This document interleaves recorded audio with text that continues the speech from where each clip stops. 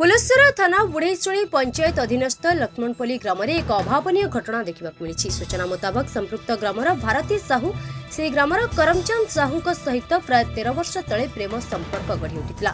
यह कालक्रमे उभयों परिवार जानिबा परे दुहे गोटे जातिर होइथिबारु विवाह करदेवा लगी स्थिरीकृत होई प्रस्ताव होइदैथिले। उभयों यह संपर्क आगकु बढ़ी चलिला। परे चंडीरामपुर स्थित उग्रेश्वर शैवपीठ में ग्रामर किछि लोक परिवार लोकों उपस्थित प्रेमिक करमचंद प्रेमिका भारती बेकरे मंगलसूत्र और मथारे सिंदूर लगाई स्त्रीर मान्यता देथिले।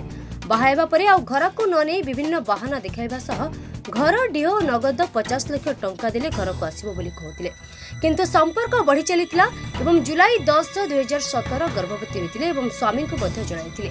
यह शुणी प्रेमिकार अजाणत खाद्य औषध दे गर्भ नष्ट करथिले। पुणी स्त्रीर मर्यादा पाइबा आशारे 25/5/2022 तारिख में पुणी गर्भवती होइथिले एवं पुनर्बार गर्भ नष्ट कर देथिले।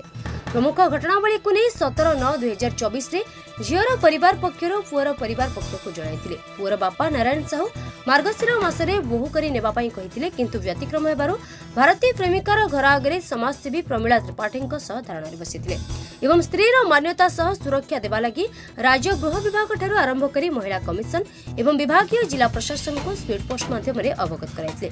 पुलिसर थानाधिकारी कैसेक माझी घटनास्थल में पहुंची तदंत जारी रखिछन्ति। करमचंद साहू मो स्वामी मते विवाह करे बोली दीर्घ 13 वर्ष है मो सहित संपर्क रखिले। मो जीवन को नष्ट कर देइछन्ति। पूरा बाहाघर हो सारी आम मंदिर मंगलसूत्र आ सिंदूर मते देइथिले। मो सहित शारीरिक संपर्क रखी सारा पर 2टा छुआ को एबर्सन करेछन्ति। मोर पर चंडीरामपुर उग्रेश्वर मंदिर रे तांकु मंगलसूत्र और सिंदूर मते देइथिले।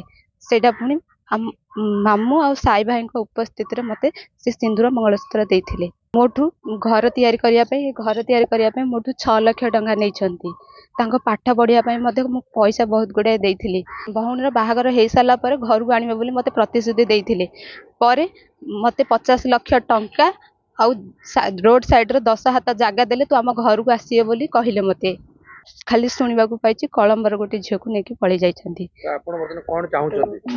मु प्रथम स्त्री तांकर मो अधिकार चाहूछि। आज्ञा आपण टिके मते साहाय्य करंतु, ए सब न्याय दियंतु। मते आपण भाई माने मीडिया भाई माने आपण मते न्याय दियंतु समस्त को अनुरोध करूछि।